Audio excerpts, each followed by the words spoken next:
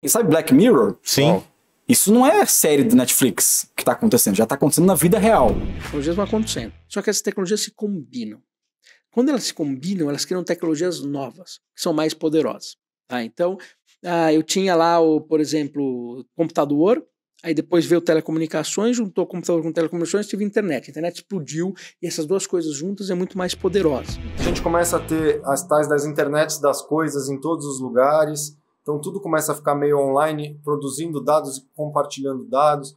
Tem os wearables, né, que são as coisas que a gente usa, né, que também passam a ser conectadas e nos dá o poder de nos conectar. Você pega o seu celular, lê o item que você quer e paga. Na hora que você pagou, cai a latinha. Não tem que ter botão. Olha que louco. Muito mais rápido, né? Muito mais simples. Tem muitas melhorias. O que significa? Oportunidade. Hoje, pra onde que você olha, assim, você fala, cara, aqui, puta, vai ter um movimento bacana e eu não tô vendo gente atuando nisso. Você tem alguma área, assim, que você fala, puta, que legal isso daqui, ou aqui tem alguma coisa?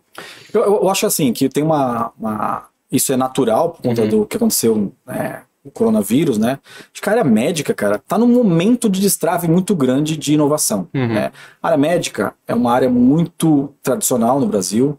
É uma área formada por muita gente ainda que não entendeu que a tecnologia vai ser o meio para eles no futuro, né? Cara, você tem médico que ele reluta para operar com equipamento até hoje. Ele quer fazer tudo certinho lá, né? Então eu acho que essa área tem acontecido algo no Brasil. Você pegar o IPO da FIA lá na Nasdaq, né? A empresa brasileira, você fala, caramba, cara, compraram a iClinic, compraram um monte de medicina, compraram um monte de empresa, só que ainda é 1 ou 2, 3 casos, assim, né? Então eu acho que aí tem uma questão forte de a inovação vai passar forte pro health tech. Sim, né? E ainda acho que ainda não está nem na ponta do iceberg, né? Tanto medicina quanto corpo, né? Saúde mental, né? E eu acho que o varejo precisa mudar, cara. Precisa mudar. Você vai hoje nos e-commerce, você compra do mesmo jeito, você vai lá, pega o pedido, joga no carrinho, do carrinho faz o check. Cara, tem que mudar isso, pelo amor de Deus, né? Sim. E dentro dessas mudanças, até varejo e tal, como é que você vê o metaverso nisso? O que você pensa a respeito, Dantas? Pô, cara, você sabe que eu me relacionei com o metaverso recentemente, tem um mês. Por quê, né? Ao fazer o acordo da Vind lá, a gente usava uma expressão, tinha um investidor que não queria sair, a gente usava uma expressão que, pô, esse acordo parece um gnomo parindo uma burra. Não fui eu que fiz isso. Bom, então, explica que um dos investidores da Crescera falou, caramba, que acordo difícil, isso parece um gnomo parindo uma burra. Eu falei, gnomo parindo uma burra, cara? Da onde o cara tira isso? Cara, eu falei, gnomo, a gente deu muita risada, né? E aí a gente ficou tentando entender como que seria um gnomo parindo uma burra.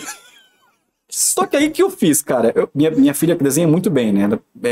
Faz mangá mesmo, negócio que legal. Eu falei, Bi, você consegue desenhar um gnomo parindo uma burra? Você tá fumando, tá cheirando. Eu falei, Bi, faz o seguinte, ó. Imagina um gnomo fazendo a gestação de um burro, uma burra. Faz esse desenho. O que eu fiz, cara? Peguei esse desenho, imprimi 2 camisetas, mandei para esse investidor e registrei um NFT com esse... Ótimo. Eu registrei 4 NFTs depois eu mando pra vocês. E aí eu entendi o que é isso. Falei, caramba, peraí, cara.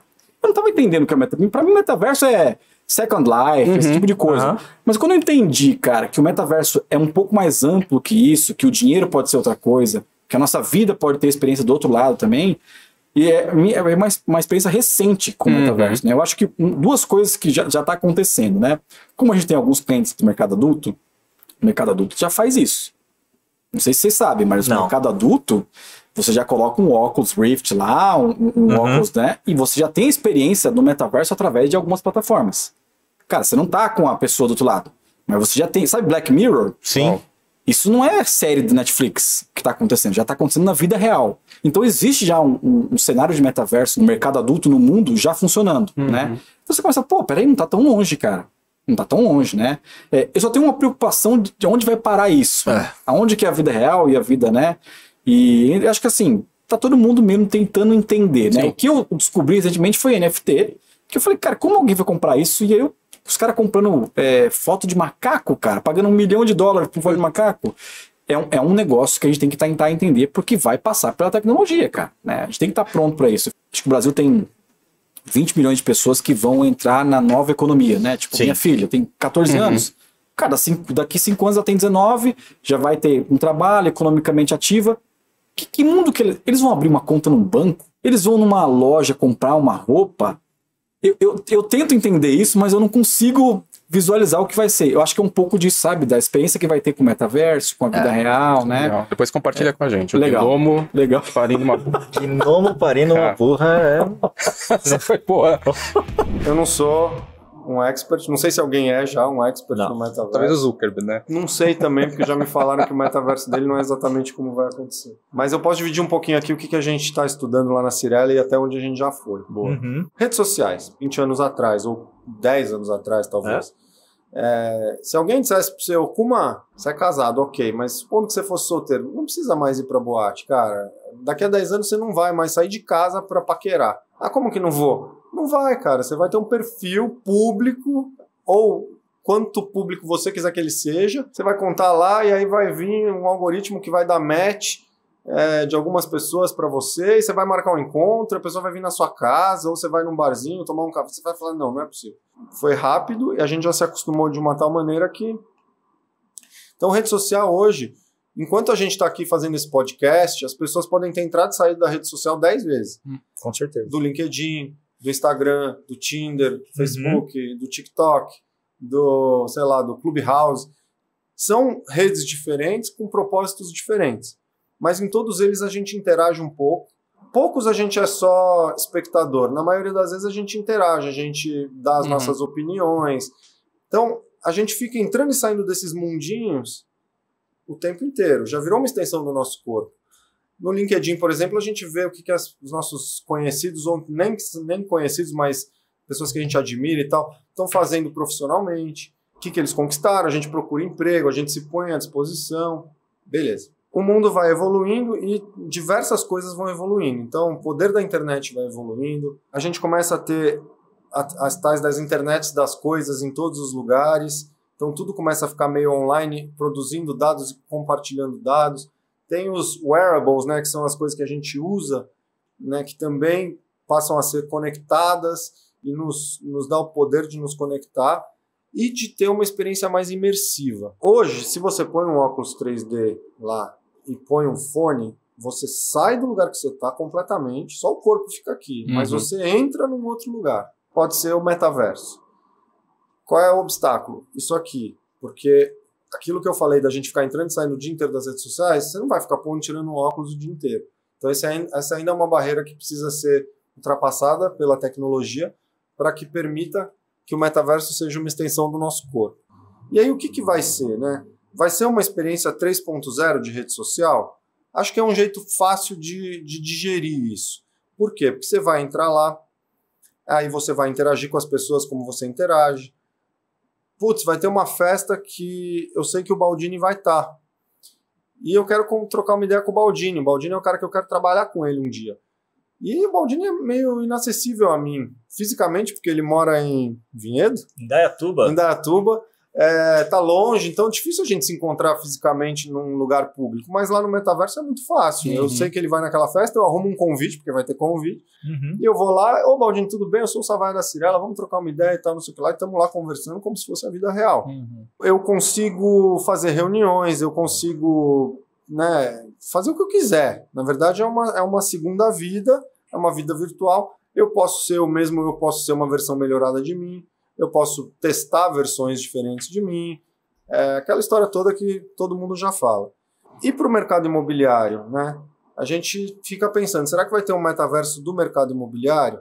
E aí as cidades talvez sejam reproduzidas como elas são, que não é muito difícil, diz que já tem uma API do Google que você joga lá e já transforma no metaverso de São Paulo, o Google Earth da vida, que você caminha nas ruas, então você está lá na Oscar Freire com a Bela Sintra, e aí vamos dizer que uma grande imobiliária suba o estoque inteiro dela, ou um portal, o Zap da vida, suba o estoque inteiro de imóveis para esse metaverso.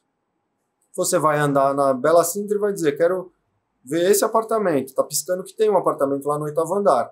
Aí você sobe no elevador, entra no 8º andar, que é exatamente um apartamento como é na vida real, com os espaços, você tem uma noção espacial. Eu já fiz uma navegação, né, parecida com isso num apartamento e é muito legal. Comprar, não sei, mas para alugar, dá para alugar sim.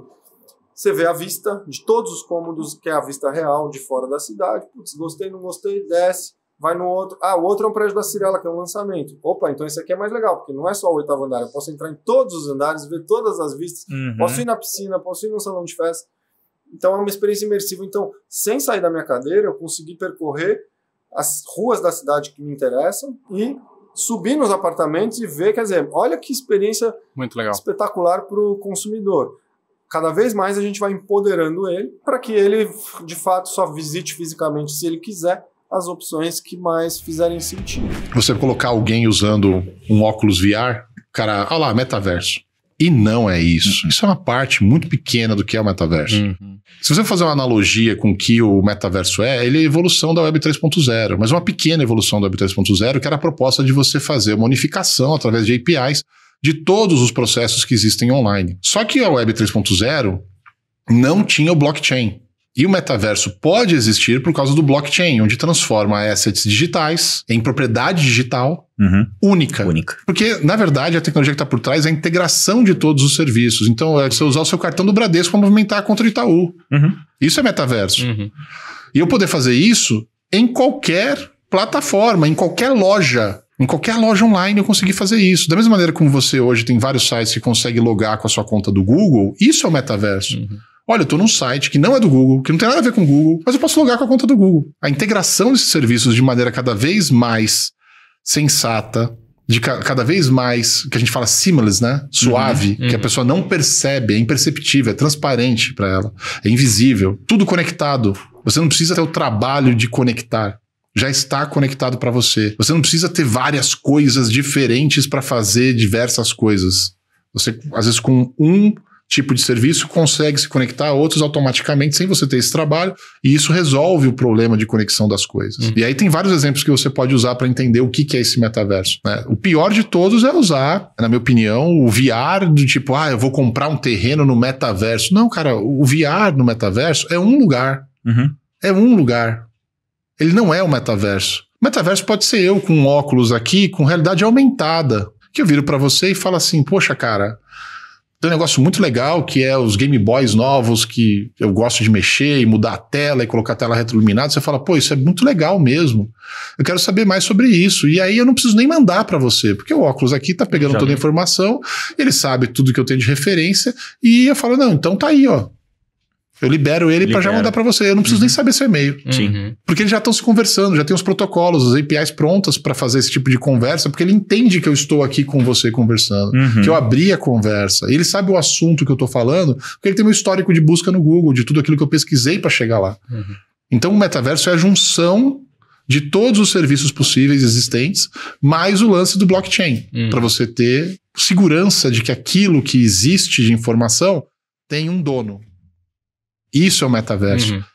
Não é só o VR, não é só o óculos, não é o Red Player One, cara, não é o filme. O metaverso é a junção de todos esses serviços. Se vai acontecer no VR, se vai acontecer na padaria, quando você for tomar uma breja com os amigos, almoçar, não importa. Ele vai estar lá presente. É muito sacada, do Titio Zucchi de transformar até o nome da empresa dele em meta. Uma sacada genial. Mas não é algo tão tangível para o consumidor final. E tentar transformar isso num produto como VR, rapidinho cai por terra. Porque não é essa a intenção do metaverso. Não é levar você do mundo real para o mundo digital. É fazer com que o mundo digital faça parte do mundo real. Exato. Sem você perceber. Quando a gente fala de metaverso, eu gosto de sempre dar um passo para trás. Vamos falar de internet. Tá? Como que você explica o que é internet? Depende onde você está. Se eu tivesse lá atrás, na época do modem, lembra a internet? Você faz o que com a internet? Porque era assim, era pim, pom, pum, você entrava lá dentro, demorava tinha um chatzinho, tinha um negócio, aquilo era a internet. O tio Bill falou que era o quê? Né? Uma autovia, né? Entendeu? Aquilo era a internet. Aí depois, com o browser, você começou a entrar nos portais, etc. E aquilo era a internet. De repente, aquilo começou a conectar em um monte de coisas, começou a conectar empresas, coisas, etc. A internet virou um negócio mais, né, onipresente, está em todo lugar. Ninguém pergunta mais o que é a internet. Né? A né? internet está em todo lugar, tecnologia está na nuvem. Sim. Então está na nuvem, a internet está ali na nuvem. Então, quando a gente está falando do metaverso, o que acontece? Você tem as tecnologias vão acontecendo, só que essas tecnologias se combinam. Quando elas se combinam, elas criam tecnologias novas, que são mais poderosas. Então, eu tinha lá, por exemplo, computador, aí depois veio telecomunicações, juntou computador com telecomunicações, tive internet. A internet explodiu e essas duas coisas juntas é muito mais poderosa. Fazendo um exemplo fora de internet, mas que é interessante, então biologia. Cara, se você estudar biologia ao máximo, você tem um limite de onde você chega. Se você estudar ciência da computação ao máximo, tem outro limite. Se você misturar os dois, tem engenharia genética.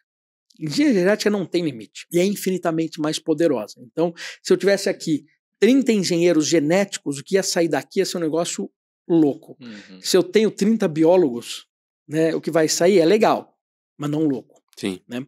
Então vai se combinando essas tecnologias. Então, quando a gente fala de metaverso, é o quê? Eu estou começando a combinar tecnologias. Então, se eu combinar blockchain, tudo que está acontecendo no mundo blockchain, se eu combinar o que está acontecendo no mundo de VR e AR, se eu combinar infraestrutura com 5G e tudo mais, se eu combinar o que está acontecendo no mundo de games, principalmente em tecnologia, né, dos games, né, se eu combinar spatial computing, que é quando você faz computação espacial ao seu redor, eu crio um negócio novo.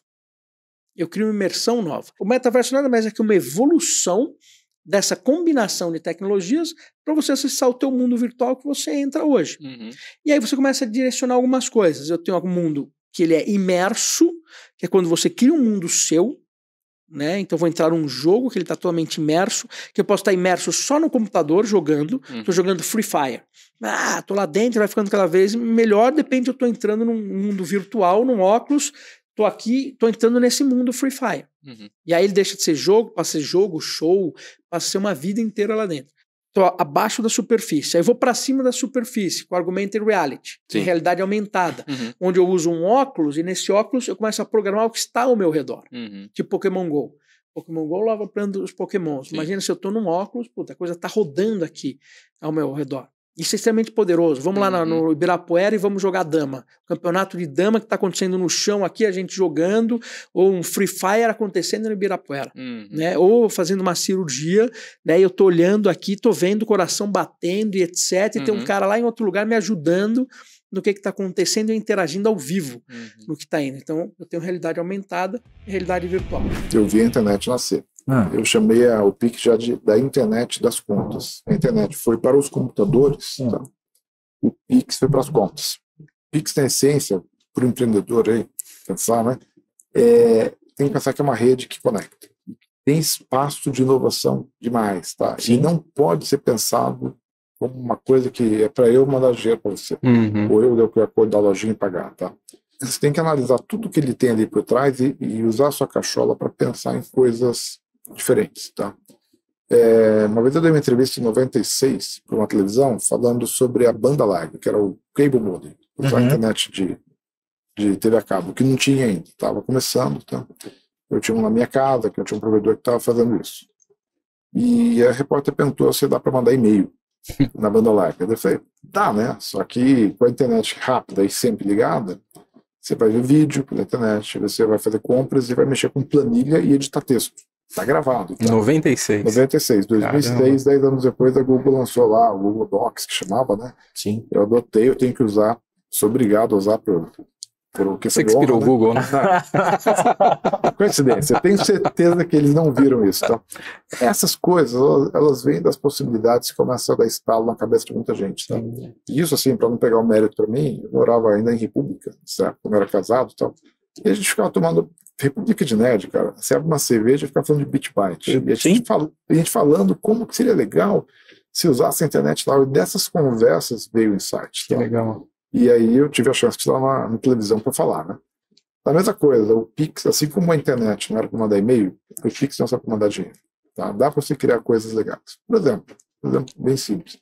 Você tem lá uma máquina de Coca-Cola, uma máquina de refrigerante. Tem lá um pagamento, aperta um botão para escolher tal. Imagina você criar uma vending machine que tem um QR Code para cada item. Você pega seu celular, lê o item que você quer e paga. Na hora que você pagou, cai a latinha. Não tem que ter botão. Olha que louco, né? muito mais rápido, né? Muito mais simples. Porque você tem que saber que quando você recebe o dinheiro, vem um callback, vem uma informação que o dinheiro caiu, e vem uma informação junto com o dinheiro. Não é mais só dinheiro. O Pix ele transfere dinheiro com informação. Legal. Então não existe essa coisa do pagamento e da coisa, tá? Ele tem a informação está casada, e isso pode colocar, vai o dinheiro para a máquina, junto com o dinheiro, pode ir lá qual refrigerante você quer. Legal. E aí quando cai o dinheiro na conta, ele falou, máquina, cai um dinheiro na conta e vê esse código aqui. Daí a máquina, esse código é o refrigerante tal, derruba, tá?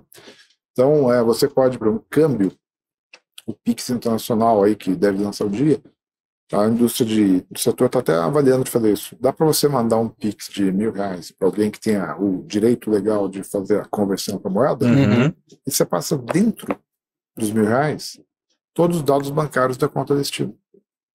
Daí o que o banco faz? Ele recebe os R$1.000, tem tudo lá que ele precisa, ele faz o câmbio e manda o dinheiro.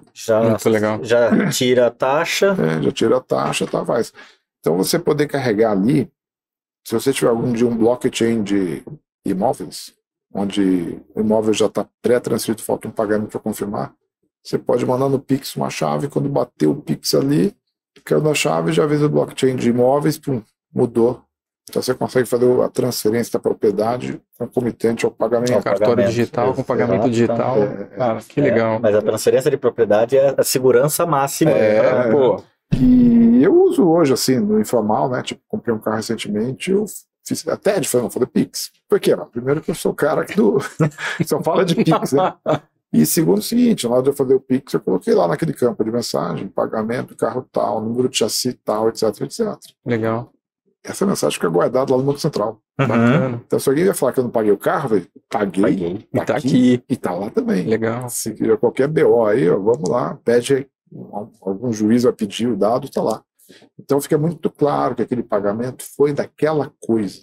Hoje, os pagamentos em geral não estão muito associados. Fora quando você paga boleto, né, que daí tem bem claro que você pagou, tem um código ali, mas o boleto tem o problema de demorar.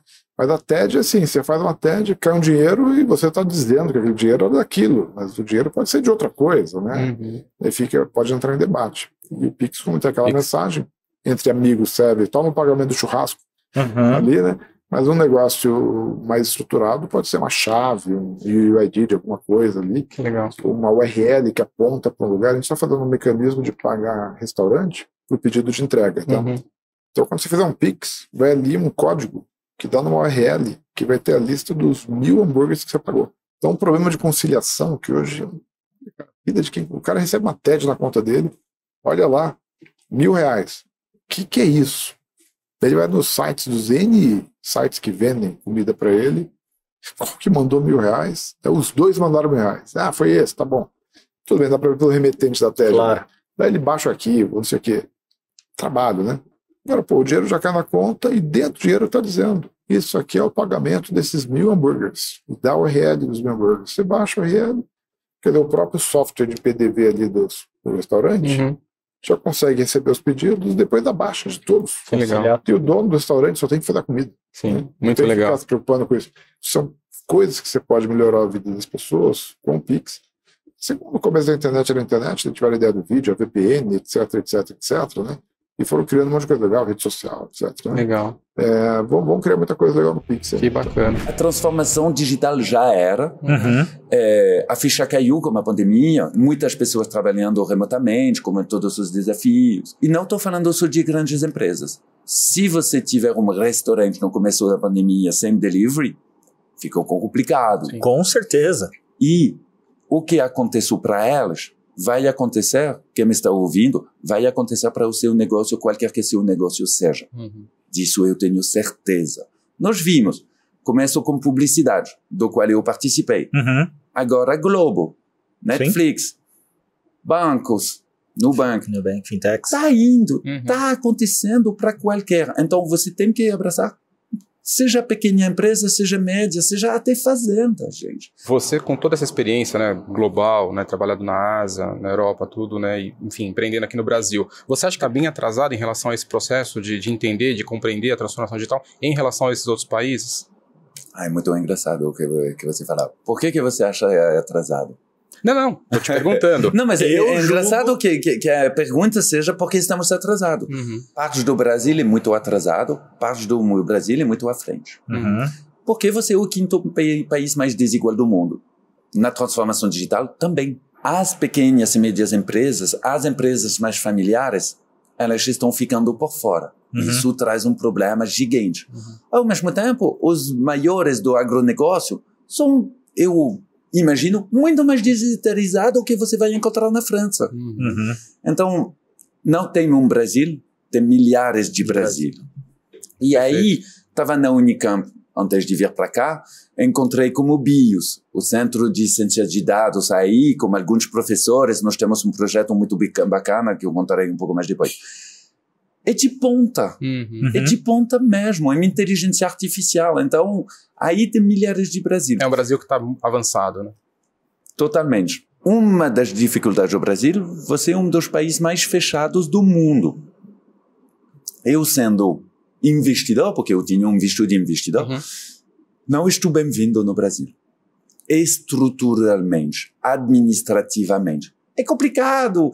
Preciso ainda não tenho RG, eu tenho RNE, então sem RG tem muitos sites que eu não posso usar. Nem usar. Um amigo meu estava falando, estava dando uma entrevista para a Band News FM sobre nomadismo digital. Eu falei, vocês estão falando de nomadismo digital. Maravilha. A Prefeitura do Rio tem uma iniciativa boa do Celo. Maravilha.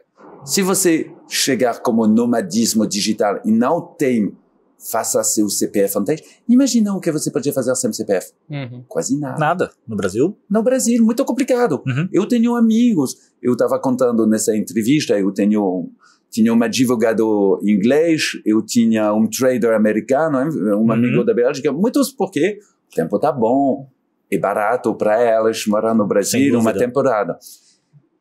Eu entreguei o meu CPF para eles fazer comendas no iFood. Sem CPF você não consegue usar iFood. Uau. Simples assim. Então aí tem algumas travas, né? Tem algumas travas, bloqueiam. Tem alguns viés. Eu participei de algumas iniciativas de mentoria do Rio Criativo, que é um programa do Estado para fomentar mentoria. Eu sempre falo, gente, olhem para mais que o Brasil. O Brasil se sustenta sozinho porque vocês são 211, 12, 13, ninguém sabe exatamente, milhões de pessoas. Mas a realidade, como vocês estão cercados de países que falam espanhol, vocês falam, não, português, vou olhar para lá, depois um pouco Portugal, o mercado é desse tamanhozinho. Então, aí tem muitas melhorias. O que significa? Oportunidade. Gente, olha, a gente está passando por uma transição energética forte, né? E eu vejo que todo mundo fala agora, né? As metas do Objetivo de Desenvolvimento Sustentável da ONU até 2030, que é daqui a 8 anos. Que tá ali, né? E que começou, a gente fez, inclusive a gente foi sede no Rio há 30 anos atrás da Eco 92, que foi o primeiro encontro que falou sobre todas essas temáticas. Então eu vejo quanto o mundo ainda não está se falando, conversando sobre isso. Cada um começa a criar possíveis caminhos, mas sem pensar nessa economia circular, né? Então, essa semana mesmo estava vendo assim, a gente estimulando todo mundo a, né, não usar mais carro de combustível fóssil e, de repente, passar a ter um carro elétrico. Sim. Aí a Califórnia, em peso, né, falando assim, ó, agora é tudo elétrico. Aí, de repente, tem uma crise energética, né, devido à guerra na Ucrânia, ao abastecimento, e aí eles receberam um papelzinho em casa, né, falando assim, olha, desliguem todas as luzes, desliguem o negócio, não use seu carro. Você tá entendendo? Então, as pessoas têm que começar a criar no mundo pensamentos de inovação estratégica sistêmicos, né, vendo todas essas camadas, né. De repente, a inovação pode ser igual a Amsterdã, que é andar de bicicleta todo mundo, mas eu ainda não estou vendo essa discussão, de fato, com profundidade em vários setores. Mas, por outro lado, eu estou vendo que agora mais startups estão tendo o amadurecimento de pensar assim, cara, eu vou criar um novo negócio para não só atender o Brasil, mas atender o mercado lá fora, né? Pensar um pouco mais global, como Israel já pensa, e focar em coisas simples, mas que possam ter mais impacto, né? Pensar na cadeia toda. E aí, quando a gente olha no mundo, quando você fala de hubs que eventualmente tenham mais habilidade, além de Israel, por exemplo, tem feito um trabalho notório e vem de anos, né? Não é de hoje. Onde que você enxerga? Poxa, hubs de tecnologia ou que têm potencial para produzir algo efetivamente transformador hoje no mundo? Porque não é muito lugar, imagino, né? Não, então cada local depende da sua própria cultura, da sua própria necessidade. Israel é um país que foi fundado por imigrantes e que passou por inúmeras guerras. Então essa necessidade acabou fazendo você investir muito dinheiro em tecnologia, em educação. Sim. Então eles lá sempre incentivam, né, essa visão que eles chamam inclusive de Startup Nation. Mas é para aquele tipo de comunidade, eles ficam buscando mercados lá fora. Eu recebi vários aqui no Brasil para poder expandir o que eles fazem. Aí o pessoal fala, então o modelo é o Vale do Silício, né? Que tinha também um outro propósito, né? De você adensar as empresas de tecnologia na época. A gente tem o Vale do Silício aqui, que é Santa Rita do Sapucaí. Né? Mas agora a gente está ouvindo falar mais de ecossistemas, como eu estou falando, né? De smart cities, de cidade inteligente. Então, Estônia está mais na frente nisso, né? Os países europeus, por exemplo, Portugal, a gente percebe que eles criaram um ambiente para você ter residentes, você ter mais equipes de tecnologia. Então, às vezes, o CEO da startup está na Alemanha ou está em Londres, mas as equipes estão em Portugal. É um ambiente mais pacífico, um ambiente cool de viver, mais barato, e as universidades também apostando muito, né, e criando hubs e criando coworkings e aceleradoras e programas como Startup Visa, né, para você trazer mais pessoas lá para o ecossistema. Então, cada um tem seu nível de maturidade, cada um vai buscando um destaque. Então, sempre você desenvolver todas as 5 entidades, né, como eu falo. Sim. Você pode ter um hub forte de investimento e ter que atrair outras startups, ou você pode ter um pulso mais forte do governo, mas você vai precisar, de qualquer maneira, das universidades e dos empreendedores para construir aquilo. Então, ainda tem muita estrada e cada um está construindo o seu caminho.